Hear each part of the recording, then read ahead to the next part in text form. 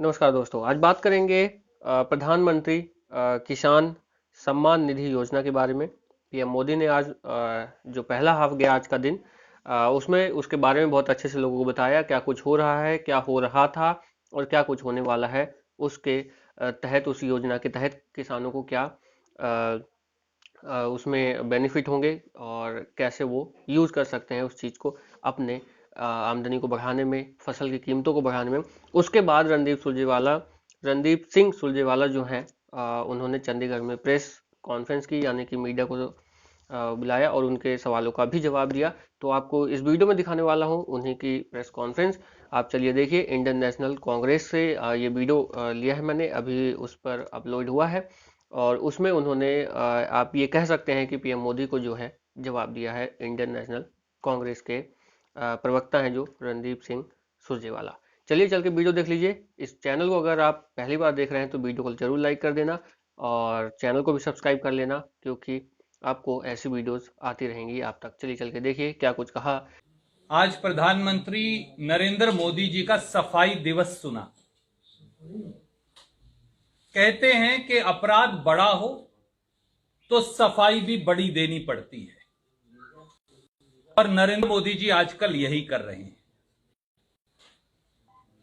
31 दिन से हाड़ पिंगलाती और रूह कपकपाती सर्दी में देश का अन्नदाता किसान दिल्ली के दरवाजे पर न्याय की गुहार लगा रहा है।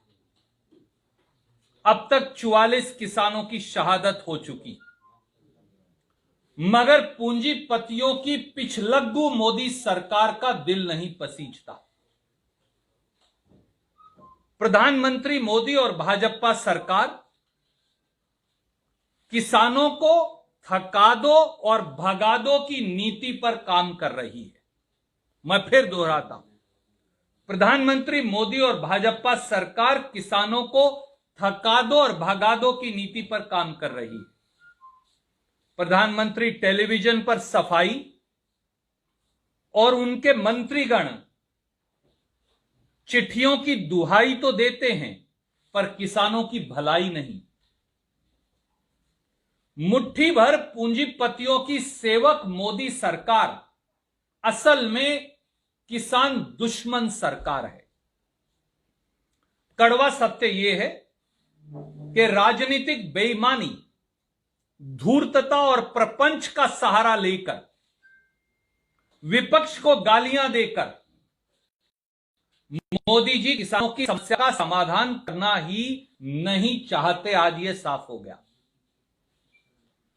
किसानों के रास्ते में सड़कें खुदवाने वाले, किसानों पर वाटर कैनन और लाठियां चलवाने वाले प्रधानमंत्री श्री नरेंद्र मोदी ने आज फिर किसान सम्मान निधि का स्वांग रचा। आइए जानते हैं प्रधानमंत्री श्री नरेंद्र मोदी व भाजपा सरकार की आज की सफाई सभा में किसान दुश्मनी का सच। नंबर 1, मोदी सरकार द्वारा किसान सम्मान निधि का स्वांग। साथियों, भारत में कृषि गणगणना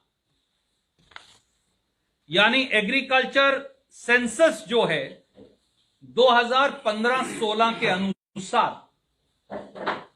14.64 करोड़ किसान हैं। ये मैं नहीं कह रहा, ये मोदी सरकार का आंकड़ा है। 14.64 करोड़ किसानों के पास कृषि योग्य 15.78 हेक्टेयर भूमि है। 15.78 करोड़ हेक्टेयर भूमि है।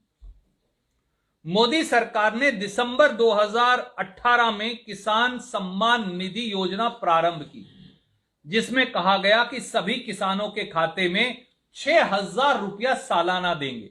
14.64 करोड़ किसानों के खाते में 6,000 रुपया सालाना देंगे। अब देखिए 2018-19 में किसानों के खाते में डाले मात्र 6,005 करोड़ डाले जाने थे। कितने? 88,000 करोड़। 14.64 crore multiplied by 6,000। मेरा तो यह आंकड़ा है नहीं, मोदी जी का है। 14.64 करोड़ किसान हैं, आप कहते हैं 6,000 रुपया सब किसानों को देने, तो 88,000 करोड़ बन गया। आपने डाले 18-19 में 6,000 करोड़, 19-20 में जब चुनाव आया संसद का तो डाले 49,196 करोड़, 88,000 करोड़ फिर भी नहीं डाले। और 20-21 में अब तक डाले 38,872 करोड़, और आज कहा कि मैं 18,000 करोड़ और डाल रहा हूं, पर डाले तो जाने चाहिए 88,000 करोड़ सालाना, वो तो डाल ही नहीं रहे। तो आज फिर प्रधानमंत्री 18,000 करोड़ किसान सम्मान निधि का स्वांग कर 3 काले कानूनों का दाग धोने का झूठा और नाकाम कोशिश कर रहे हैं। परंतु मूलभूत बातों का जवाब क्यों नहीं देते? नंबर 1,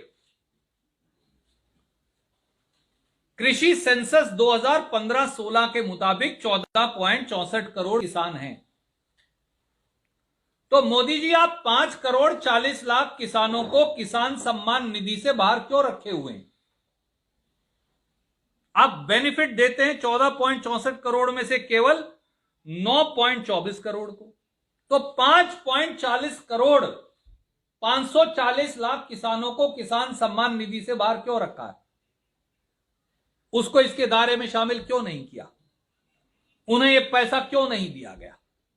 दूसरा सवाल, मोदी सरकार ने 6 सालों में 15,000 रुपया प्रति हेक्टेयर अतिरिक्त पैसा किसानों से वसूली की है। आज मैं इसकी ढोल की पोल आपके समक्ष रखूंगा, एक एक पैसा आने पाई का हिसाब। 15,000 रुपया प्रति हेक्टेयर उन्होंने 15.78 करोड़ हेक्टेयर से अतिरिक्त वसूली की है। यह कैसे की? 25 रुपया लीटर डीजल के दाम बढ़ा दिए। दूसरा, इस सरकार ने पहली बार देश के इतिहास में खाद पर 5% जीएसटी की वसूली की, कीटनाशक दवाई पर 18% जीएसटी टैक्स लगाकर वसूली की, ट्रैक्टर और खेती के सब उपकरणों पर 12% जीएसटी लगाकर वसूली की, जो जीरो था पहले। यही नहीं, डीएपी खाद की कीमत 1,075 रुपया कट्टा से बढ़ाकर 1,450 रुपया कर दी। यूरिया खाद के कट्टे में से 50 किलो के कट्टे में से 5 किलो खाद निकाल ली और कीमत वही रखी। पोटाश का जो खाद का कट्टे का मूल्य है वो 450 से बढ़ाकर 969 रुपया कर दिया 6 साल में, और सुपर खाद के कट्टे की कीमत 260 रुपया से बढ़ा के 350 रुपए कर दी। इस प्रकार से 15,000 रुपया प्रति हेक्टेयर अतिरिक्त वसूली की सालाना। इसका मतलब 15.78 करोड़ हेक्टेयर भूमि पर 15,000 रुपया प्रति हेक्टेयर से हिसाब से हर साल मोदी जी 2,36,701 करोड़ रुपया वसूलते हैं, और कहते हैं कि मैं 6,000 रुपया वापस दूंगा।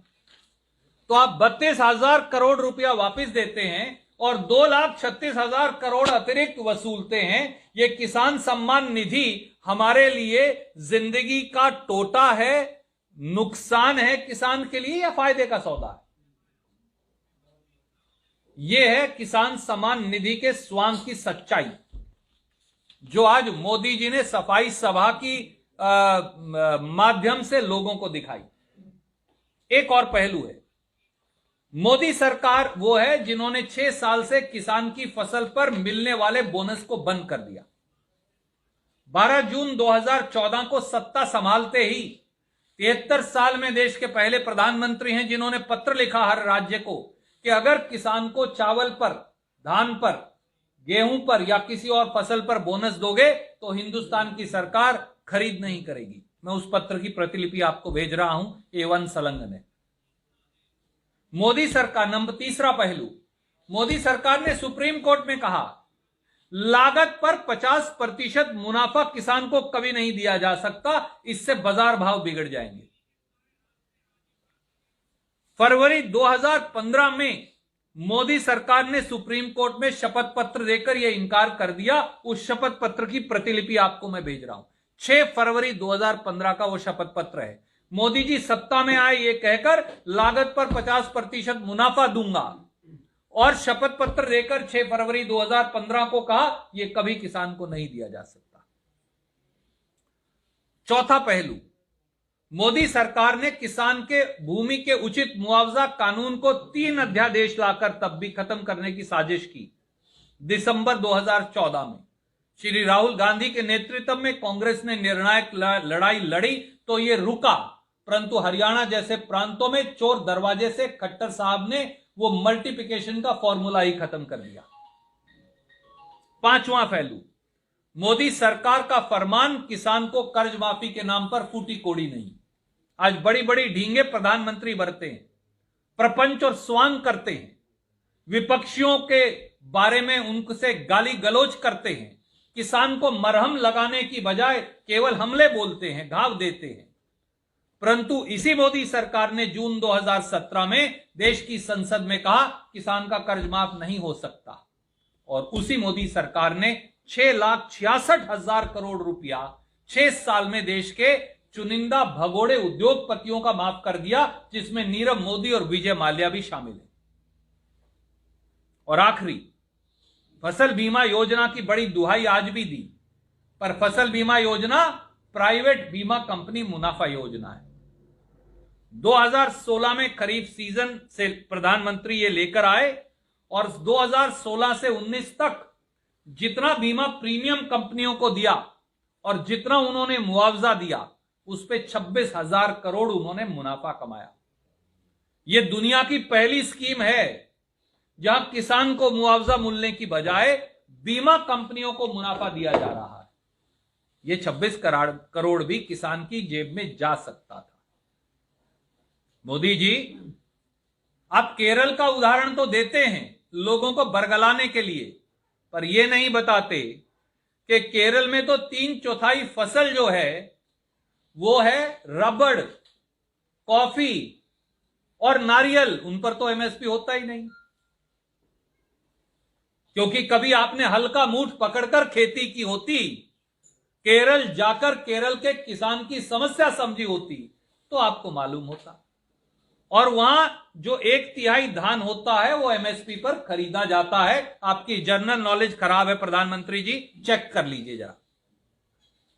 केरल का उदाहरण तो दे दिया, पर 2006 में एपीएमसी एक्ट बिहार में खत्म किया, उसका उदाहरण क्यों नहीं दिया? जहां 1850 रुपये क्विंटल का मक्का 700 रुपया क्विंटल में अभी पिटा है। सीमांचल के किसान से पूछ लीजिए, जो देश का 38% मक्का पैदा करता है, जो गंगा मैया की बेल्ट है। इसलिए झूठ, प्रपंच और स्वांग, यह प्रधानमंत्री का चाल, चेहरा और चरित्र बन गया है। मुझे दुर्भाग्य से देश के प्रधानमंत्री के बारे में यह कहना पड़ता है। मोदी जी, दुख की बात है कि आज आप जिन किसानों से कर रहे बर्बरता और बेवफाई हैं, उनकी बदौलत ही तो आपके सिंहासन में रौनक आई है। आज भाजपा उन्हीं किसान भाइयों को नक्सलवादी, आतंकवादी, उग्रवादी, चीन और पाकिस्तान का एजेंट, टुकड़े टुकड़े गैंग कहकर इस देश की माटी को अपमानित कर रही है। और शर्मनाक है कि देश के कृषि मंत्री, जिनके पास खेती की जमीन ही नहीं, उनके 3 शपथ पत्र पढ़ लीजिए पिछले, उन्होंने तो किसान को अपने पत्र में राजनीतिक कठपुतली तक कह दिया। और हरियाणा के मुख्यमंत्री मनोहर लाल खट्टर साहब का इतना दुस्साहस कि वो किसानों को धींगा मस्त बताते हैं। इन्हीं धींगा मस्तियों के वजह से आपकी सरकार आज आप सत्ता में बैठे हैं चंडीगढ़ में, खट्टर साहब। वो दुष्यंत चौटाला जो हेलीकॉप्टर से ही आजकल जाते हैं, वो बिल्कुल मुंह पर टेप सील कर सत्ता की मलाई खा रहे हैं। इसलिए बहाने बनाने और इवेंट बाजी बंद करिए और तीनों काले कानून माफ खत्म करिए। यही भारतीय राष्ट्रीय कांग्रेस की मांग है। कोई प्रश्न आप पूछना चाहें तो स्वागत है सर। अब ये रंजीता मेहता आपकी कांग्रेस की है, कोई एक्टिविस्ट थी और किसी प्रोग्राम में मतलब उन्होंने मतलब किसानों की मामले को बहुत बढ़ चढ़ के उठाया था, उनकी बेइज्जती हो रही है, अपमान किया जा रही है, वो है, और 4 दिन के बाद वो मतलब फिर सर मैं आपसे एक अनुरोध करूं, ये पंचकुला की म्युनिसिपल कॉर्पोरेशन की जब प्रेस कॉन्फ्रेंस करेंगे तो आप पूछिएगा, ये एक राष्ट्रीय, मैं माफी चाहूंगा हाथ जोड़कर, पर ये एक राष्ट्रीय प्रेस कॉन्फ्रेंस है। प्रधानमंत्री जी ने जो आज किया ये उस विषय पर हम कर रहे हैं, तो पहले विषय पर सवाल पूछ लीजिए, फिर दूसरे पूछ लीजिए। सर ये बहुत लॉन्ग होता जा रहा है और इसके कुछ इकोनॉमिक रेमिफिकेशंस भी हैं, तो इसको कांग्रेस किस तरह से उठाएगी? कल जो मार्च हुआ इसके बाद हिरासत में लिया गया, तो आगे क्या स्टेप होगा? आदरणीय मित्र,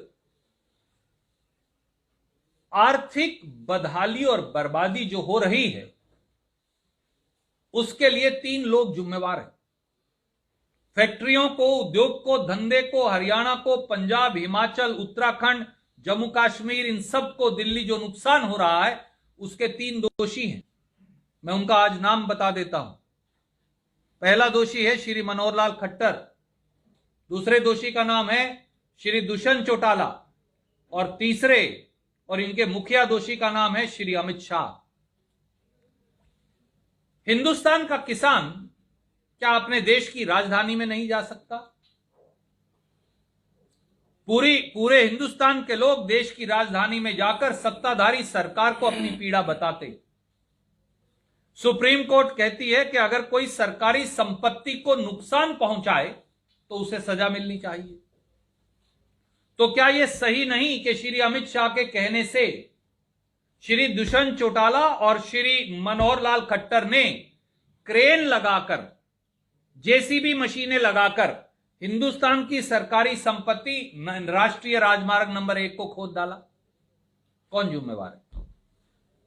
किसान तो नहीं कह रहे कि हम बॉर्डर पर बैठेंगे, किसान तो कह रहे हैं हम तो दिल्ली की सरकार के पास जाकर गांधीवादी तरीके से गुहार लगाएं। क्या यह सही नहीं कि इन सारे रास्तों को रोकने के लिए दिल्ली की पुलिस लगाकर बॉर्डर और सड़कें रोकने के लिए श्री अमित शाह देश के गृह मंत्री जिम्मेवार हैं? किसान तो अपनी मर्जी से नहीं बैठा, वो तो अगर वो जाकर, मैं आपसे आज आपके माध्यम से आपके दर्शकों को रखता हूं, अगर किसान जाकर रामलीला ग्राउंड पर बैठ जाता या राजपथ या जंतर मंतर पर बैठकर अपनी बात कहता तो ना कोई रास्ता रुकता, ना कोई अवरोध होता, ना किसी उद्योग धंधे या नागरिक को कोई असर पड़ता। वो सरकार और किसान के बीच में वार्ता होती। तो क्या कारण है, क्या कारण है कि सत्ता के नशे में बैठे चंडीगढ़ और दिल्ली के सुल्तान हिंदुस्तान की सड़कों को खोदकर रास्ता रोके बैठे? इसलिए ये सारे पैसे की रिकवरी श्री अमित शाह, श्री दुष्यंत चौटाला और श्री मनोहर लाल खट्टर से होनी चाहिए। यही सुप्रीम कोर्ट का बनाया कानून है। और सुप्रीम कोर्ट से भी मैं पूछता हूं एक नागरिक के तौर पे, वो संज्ञान क्यों नहीं लेते? उन्होंने इन तीनों लोगों को नोटिस क्यों नहीं दिया?